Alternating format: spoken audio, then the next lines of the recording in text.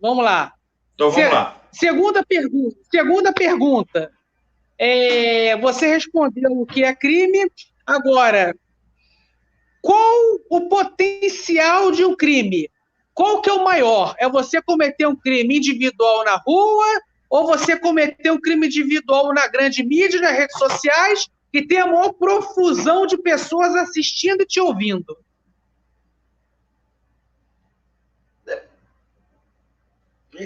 A pergunta depende do crime. O crime sexual, por exemplo, você não faz na grande mídia. Você faz entre quatro paredes. Isso, o crime contra o sistema financeiro, você não faz entre quatro paredes. O crime de opinião, isso, crime de opinião, crime contra a honra, ele tem uma agravante, que ela pode ser, inclusive, triplicada agora, se ela for realizada em redes sociais. Então, para que o crime seja mais grave, eu tenho que ter expressa previsão legal. Então, se eu falar no crime de estupro, por exemplo, o crime de estupro ele é agravado se a mulher estuprada ela é grávida, mas não tem nas redes sociais. Então, para que seja agravado com relação à rede social, diante de várias pessoas, eu tenho que ter alguma relação com o crime realizado. Como, por exemplo, os crimes de calúnia, difamação e injúria, entendeu? Mas tem que ter previsão na lei. Perfeito, vamos avançando. Mais uma pergunta.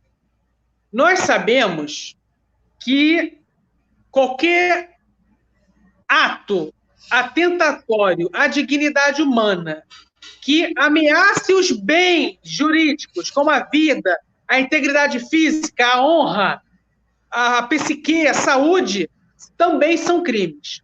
A partir do momento que surge o termo jurídico chamado apologia, o que seria apologia no campo do direito e não no campo da gramática? O que seria apologia ao crime? O que é isso?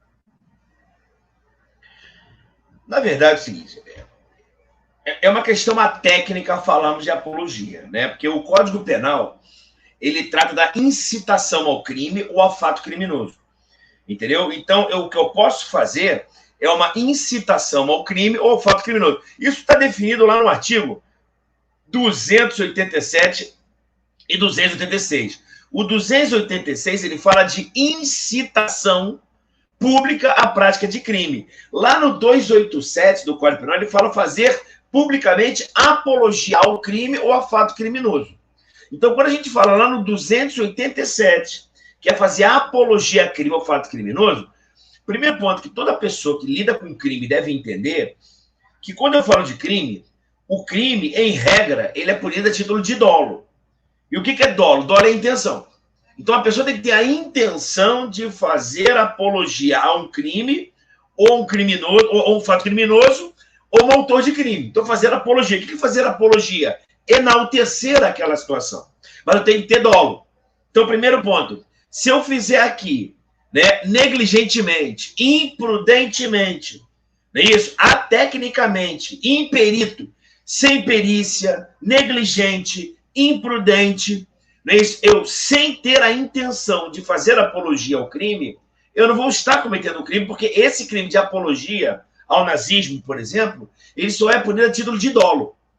Então, o que eu quero que vocês entendam é que quando eu falo de crimes, são chamados delitos de intenção. O que é o delito de intenção? O delito de intenção ou de tendência transcendente, tendência interna transcendente. O que é isso? Vou dar um exemplo para que as pessoas entendam. Eu estou conversando com você e falo para você o seguinte, olha só, Caio, você é isso.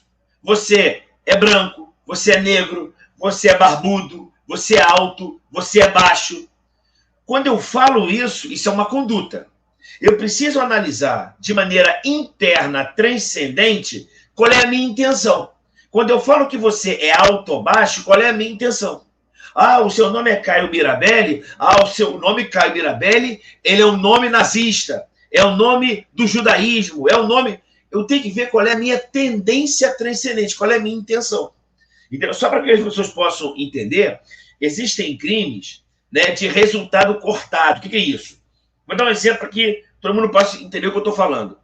Quando a pessoa priva a liberdade de alguém, André, José da Silva privou a liberdade da Maria. Qual é o crime dele? Quando José da Silva priva a liberdade da Maria, eu não consigo te responder qual o crime dele, porque eu preciso ver o que ele vai fazer posteriormente. Então, quando o cara pega uma pessoa, bota dentro do carro e leva para o cativeiro, se você fizer a pergunta qual o crime que ele está cometendo, eu vou falar para você o seguinte, eu não sei. Porque eu não sei se ele quer estuprar, se ele quer matar, se ele quer pedir resgate, se ele quer dinheiro, se ele quer contemplar essa pessoa sexualmente. São aqueles delitos que a doutrina chama de delitos, crimes de resultado cortado ou mutilado de 2 atos. Não importa. O que me importa é que quando a pessoa fala de um crime de opinião, que nós temos vários, como são delitos de tendência interna transcendente, eu tenho que analisar no momento que ele fala se ele tinha a intenção de enaltecer aquilo que ele estava falando. Então, de antemão, já te falo, né? Um exemplo que está todo mundo falando sobre isso, com relação ao Monark, lá do Flow Podcast. André, o que você acha do caso Monark do Flow Podcast? Olha esse corte que eu estou te... André, estou te mandando esse corte. Ele falou o seguinte, eu acho que toda pessoa pode criar um partido nazista, ponto. Quando ele me manda esse corte, eu falo para você o seguinte, olha, eu não consigo te responder se cometeu crime, porque eu tenho que analisar qual era a tendência transcendente dele, qual era o dolo dele. E eu posso adiantar para vocês, a intenção dele ter falado aquela frase, ele queria fazer apologia à liberdade que as pessoas têm, de fazer a bobagem que ele quiser, ou ele estava incitando para que as pessoas criassem partidos nazistas. Ele estava enaltecendo o nazismo como uma forma de anacronismo para a nossa atualidade. Eu tenho que analisar qual é o dolo dele. O juiz, se for julgar o caso do Monark, tem que sentar na frente do Monark e falar o seguinte, Monark, você falou isso. Qual era a sua intenção? Qual era a sua tendência transcendente? Você queria dizer o que com isso? Eu entendo, como eu até estava vendo, né, eu tive que ver, né, a entrevista toda, que era com a Tabata Amaral e com o Kim Kataguiri, eu vi toda a entrevista, e o que me pareceu naquele momento, que ele não tinha... Foi muito infeliz, ele foi muito estúpido. Nós podemos aqui falar, inclusive, das características do nazismo, a distinção do nazismo para um fascismo, para o comunismo, para o racismo, para a escravidão. Podemos falar todas essas distinções. Mas, inicialmente, o que me parece, no caso concreto, a frase dele, apesar de ter sido uma frase muito infeliz, uma frase terrível, porque traz para a gente uma memória, apesar de não ter sido da nossa história, né, na história, mas sim dos alemães, né, que teve algumas decorrências aqui para o Brasil, apesar de ter sido uma frase terrível, uma frase que, para as pessoas que sofreram com o nazismo, pode ter sido até agressivas, o que eu posso dizer que as pessoas possam ter se sentido agredidas, mas ele não teve a intenção de agredir ninguém. É basicamente o que eu estou fazendo aqui agora com você. Eu não estou fazendo apologia ao nazismo.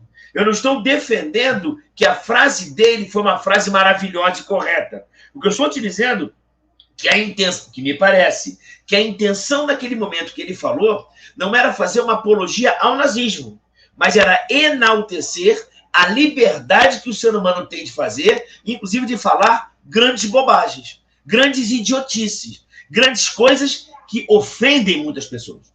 Então, quando você fala do nazismo, já me perguntaram também se como o nazismo é crime, desculpe, fazer apologia ao nazismo é crime, se poderia ser crime também, né, fazer apologia ao comunismo, que não está previsto na lei.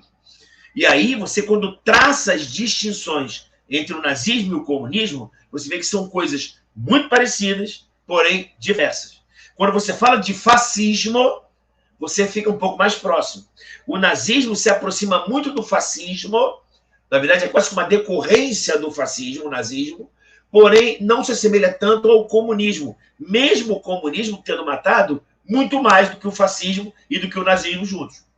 Entendeu? Mas eu tenho que analisar a intenção da pessoa naquele momento. Lembrando que fazer apologia a crime ou a fato criminoso, enaltecer um autor de crime, enaltecer determinado crime, ou de alguma forma eu incitar as pessoas a cometerem crime, já é crime do artigo 286 e 287 do Código Penal. Já vou voltar nessa discussão. Agora vamos aprofundar. Especifique de forma clara e objetiva o que é apologia ao nazismo. Apologia, o Supremo ele até já falou o seguinte, ele fez uma digressão quando estão falando da marcha da maconha. Eu vou comparar uma decisão atrás do Supremo para que a gente possa entender. Ele falou o seguinte: André, a marcha da maconha é permitida? O Supremo falou o seguinte: olha, a marcha da maconha estaria esculpido no artigo 286, incitação ao crime ou apologia a fato criminoso? Quando o cara vai na passeata, marcha da maconha, o que falou o ex-ministro Sepúlveda Pertence? Se você vai na marcha da maconha, em passeatas em prol do uso da maconha, no THC, se eu, lá na passeata, eu subo num carro de som e falo o seguinte: olha, vamos todos fumar maconha, maconha não faz mal, vamos fumar maconha. Isso é crime, porque eu estou incitando as pessoas a cometerem crime. Agora, se eu vou num carro, não é isso, de som, e vou incitar que as pessoas façam o debate, promovam o debate nisso, pessoal, porque não vamos pressionar o Supremo ou o Congresso para fazermos uma lei para legalizar a maconha, se bem que não precisava nem de lei, né? Isso pode, por quê? Isso está dentro da minha liberdade de expressão. Lembrando para todo mundo que a liberdade de expressão é um direito relativo, é uma garantia constitucional relativa. Eu não posso falar o que eu quiser. Não é isso? A liberdade de expressão não é falar o que quer.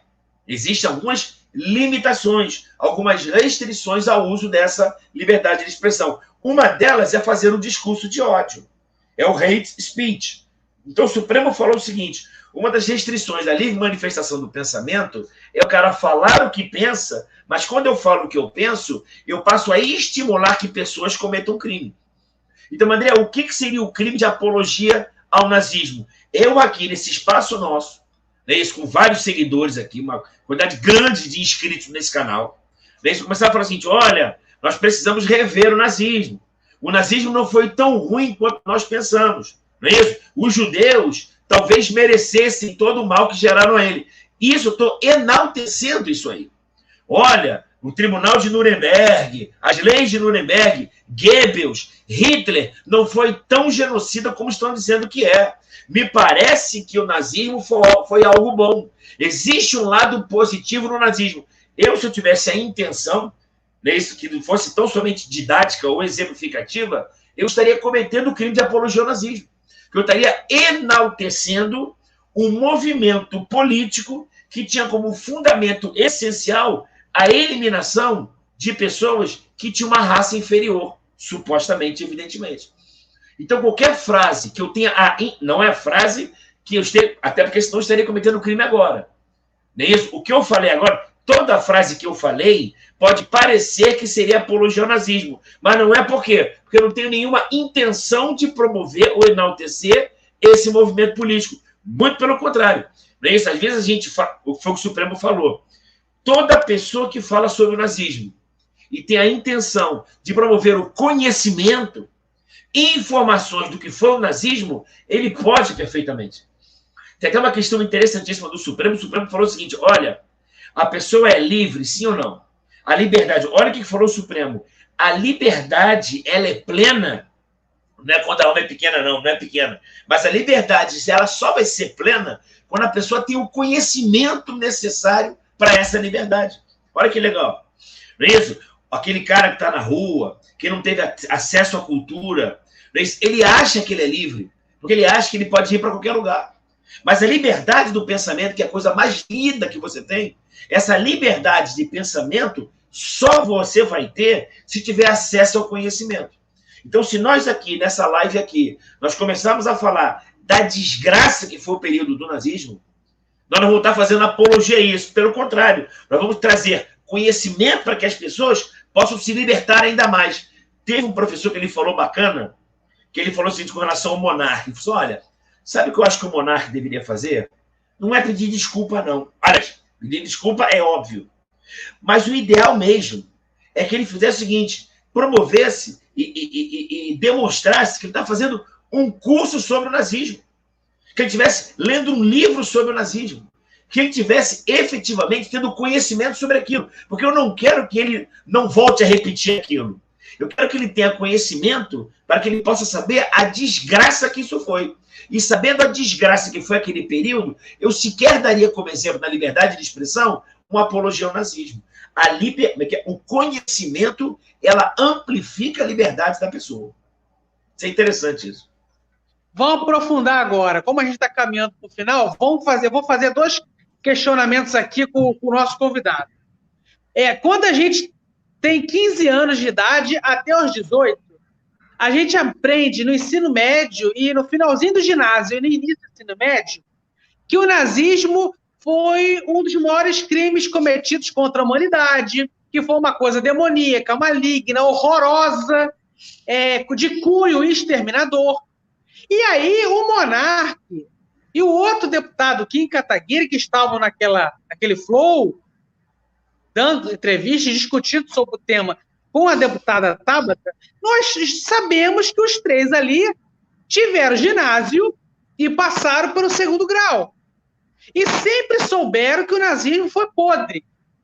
A partir do momento que o monarca defende que alguém possa ser nazista, que o Brasil tem que permitir, pela legislação eleitoral, a criação de um partido nazista, e o deputado ampara o discurso do monarca, não seria intuito, dolo, intenção dos 2 em promover o nazismo? Tu concorda integralmente com essa fala, parcialmente, ou discorda totalmente? Olha, eu não posso... Bom, concordar totalmente não, porque eu vou dar sempre, né, em prol da dúvida, né? Eu sempre vou dar a preferência da dúvida, em dúvida pro réu.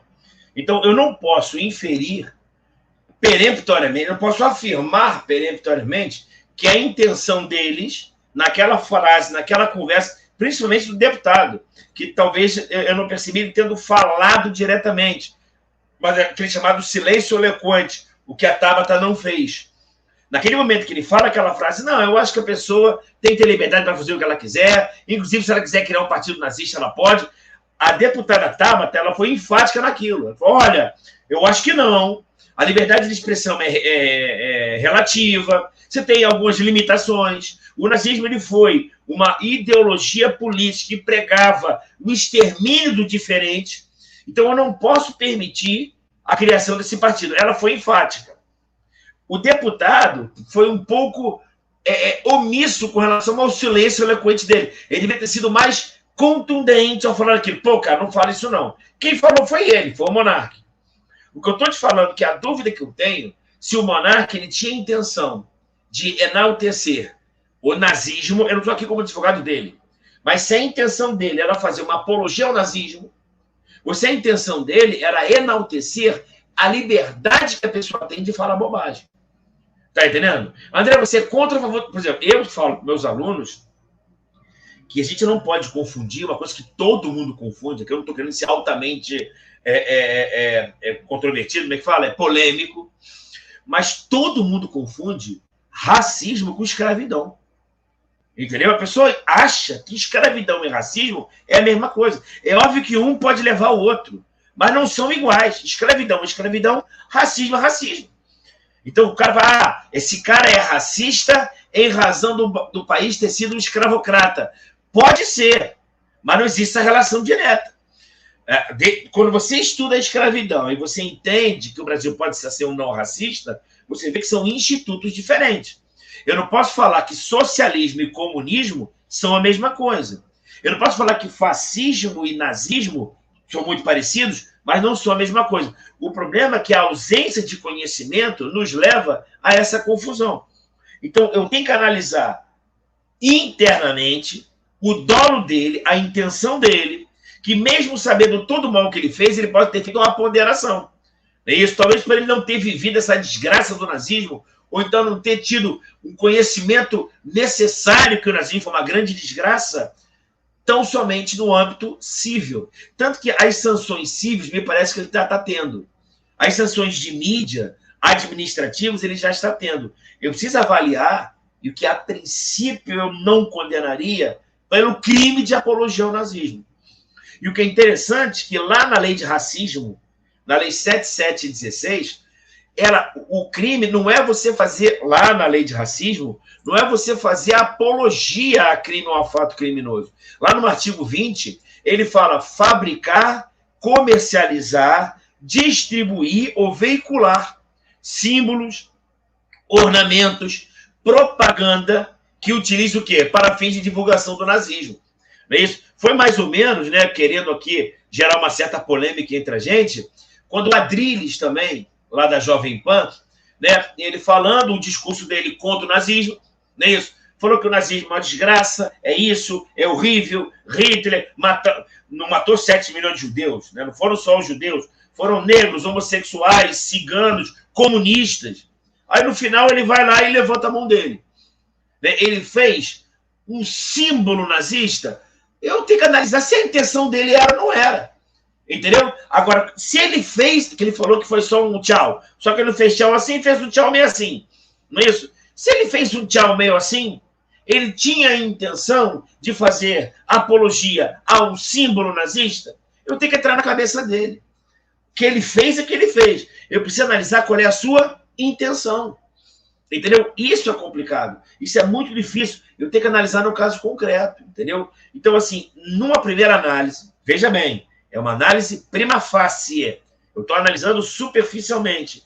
Me pareceu que naquele discurso lá no Flow Podcast, a intenção dele, apesar de muito infeliz, mandou mal, não é isso? Fez com que pessoas relembrassem coisas horríveis, não é isso?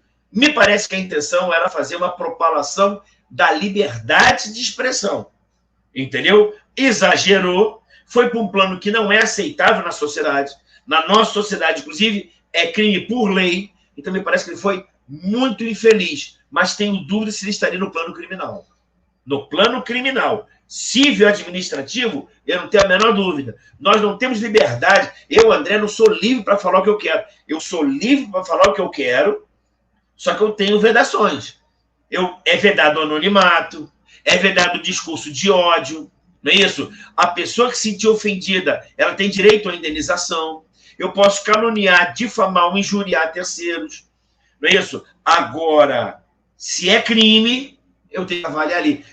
A gente tem que ficar atento que ele não cometeu crime contra a honra, porque tem que ser para pessoa determinada. Então, ele não caluniou ninguém, não injuriou, nem difamou ninguém. Não houve injúria no caso dele, porque não foi pessoa determinada.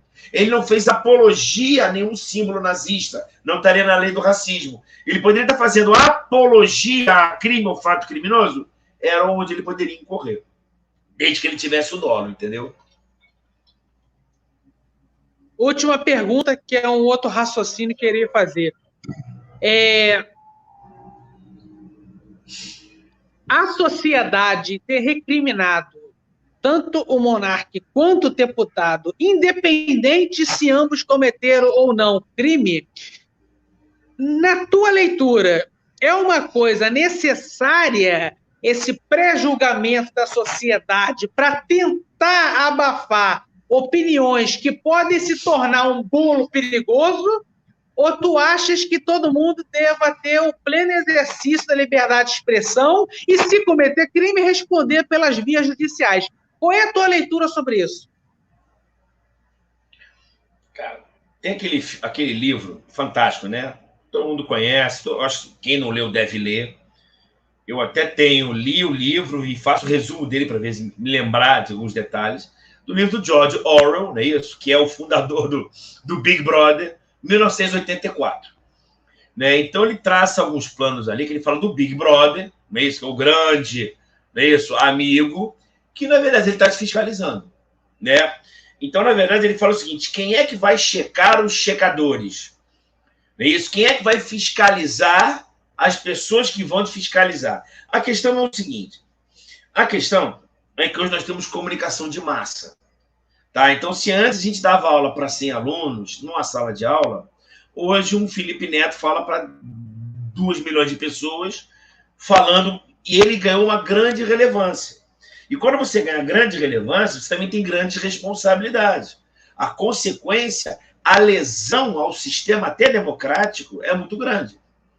Então, qual é o primeiro ponto? O primeiro ponto é o seguinte: se criar algum tipo de controle, que aí não seria controle, seria regulação, eu teria que criar mecanismos o mais objetivamente possível.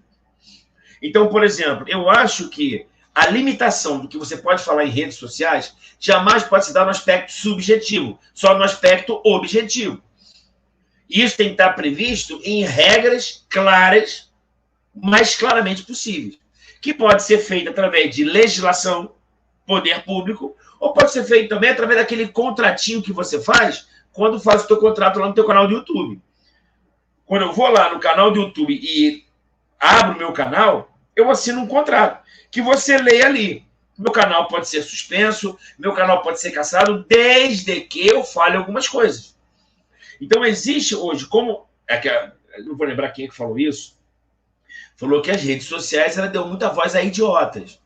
Não é isso? Se ela democratiza a possibilidade de você falar para quem você quiser, você também amplifica os idiotas. Né? Então, qualquer idiota pode falar, pode abrir um canal, o cara vai ter 200 mil inscritos, 1 milhão de inscritos, pode falar a idiotice que ele quiser. A princípio, eu tenho que dar liberdade para ele para falar a idiotice dele. Olha, eu acho que vacina ela causa AIDS. Ó, não sei não, hein? Tá? Se tomar vacina... Cara, eu tenho que, inicialmente, permitir que ele fale isso. Quem é você? Eu sou André Queiroz, posso até ser presidente da República, e falo, olha só, vacina da AIDS. Você vai olhar para mim e fala, pô, você é débil mental ou é mongolóide? Nada contra, não é isso? Você é débil mental? Você só... Olha, cara, desculpa, eu sou livre para falar isso. Ok? Eu posso gerar consequências? Posso. Eu vou assumir. Eu falo, vou assumir esse BO. É a primeira regra. Olha que interessante. Sabe o que o Supremo ele falou? Só para a gente entender a frase específica do Supremo. Olha o que o Supremo falou. O Supremo falou que, dentre, gente, todas as liberdades, a liberdade de expressão, Caio, ela tem posição preferencial. Olha o que ele fala. De todos os direitos fundamentais, isso é Supremo Tribunal Federal, de todos os direitos fundamentais que você tem, a liberdade de expressão, ela tem, abre aspas, Supremo, hein? Não sou eu, não. Posição preferencial, fecha aspas, Supremo Tribunal Federal. Então, de todos os direitos que nós temos, o direito que tem posição preferencial, eu poder falar a besteira que eu quiser. Isso o Supremo falou. Isso eu acho, talvez levianamente, que foi a ideia do monarca lá. Olha, liberdade de expressão tem posição preferencial. O cara fala a bobagem que ele quiser. Inclusive que o nazismo é uma maravilha. É uma estupidez louca. É muita estupidez. Entendeu? Mas talvez ele tenha falado sobre isso. Primeiro ponto. Segundo ponto, André, e aí? Então a sociedade ela vai agora ficar refém dos idiotas? Vai ficar refém de um Felipe Neto sem nenhuma crítica a ele? Que era para quê? Porque a crítica que fazem a ele, que ele é um cara que ele tem público majoritariamente infantil. Adolescente e infantil. Então, quando ele faz minisséries infantis, está ótimo. Agora, quando ele faz uma minissérie infantil, eu estou dizendo sem saber, não estou dizendo que ele faz isso. Não estou dizendo que ele faz isso. Eu estou dizendo que qualquer pessoa que tem um público infantil, que ele tem um canal com milhões de seguidores, não estou dizendo que ele faz isso. Eu estou afirmando, eu não sei se ele faz isso. Mas se ele faz, de maneira subliminar, um discurso político, com os ideais dele, de esquerda, de direita, comunista, nazista, não importa. Ou se ele flexibiliza uma sexualidade, ou se ele fala sobre questões de racismo, ele está tendo uma responsabilidade ainda maior, porque ele está com pessoas vulneráveis. O que é interessante quando a gente fala de ativismo. Tá? Olha que interessante. O Supremo ele falou o seguinte, o Poder Judiciário deve ter ativismo? O Poder Judiciário ele deve se imiscuir nas relações da sociedade, sim ou não? Que é o chamado ativismo judicial. Sim ou não? O que falou o Supremo? Não sei. A depender da questão, eu vou me meter mais ou vou me meter menos. Sabe o que falou o Supremo, Caio? Sempre que na sociedade houver algo que promova a discriminação, eu tenho que ter o maior ativismo judicial. Olha que interessante. O que falou o Supremo? Toda vez que não for uma questão de discriminação, mas toda vez que houver uma questão que houver risco à democracia, eu tenho que ter o maior ativismo judicial. Toda vez que o que estiver acontecendo na sociedade comprometer as gerações futuras, eu tenho que ter o maior ativismo judicial. Olha o que falou o Supremo, hein? Ó, André, o Poder Judiciário ele deve intervir nas relações privadas? O que falou o Supremo? Cara, se for uma questão que gera preconceito e discriminação, risco à democracia e comprometimento para gerações futuras, o ativismo judicial tem que ser mais intenso. Por outro lado, sempre que eu estiver falando sobre questões absolutamente técnicas, ou questões que já foram deliberadas pelo Poder Legislativo, eu devo atuar menos. Então, toda questão que o Congresso Nacional legislar, o Supremo deve intervir menos. Toda vez que for uma questão técnica, o Supremo deve intervir menos.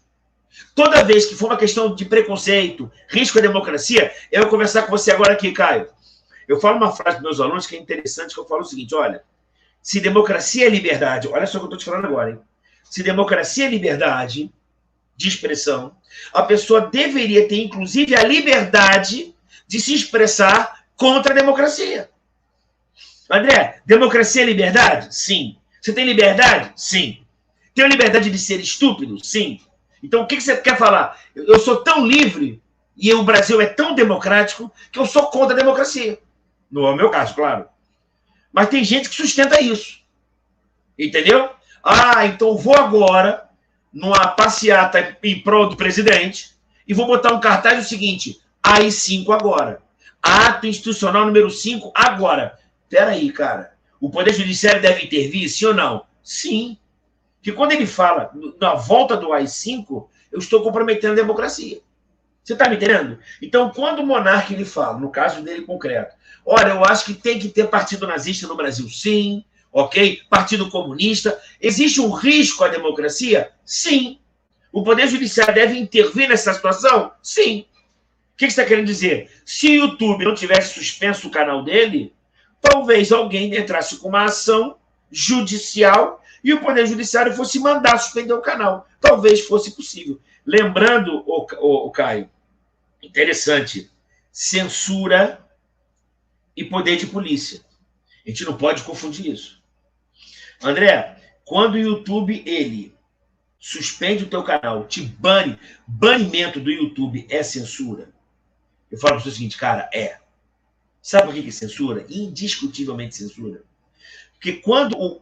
Uma coisa é você, Caio, publicar uma babaquice e você ser obrigado a tirar aquela publicação. Quando eu mando tirar aquela publicação, eu estou te proibindo de falar algo que você já falou. Então, tire a publicação que você já fez. No momento que o YouTube ele cancela o teu canal, ele está te calando para as coisas que você pode ainda vir a falar. Você está impedido de falar algo que você ainda não falou.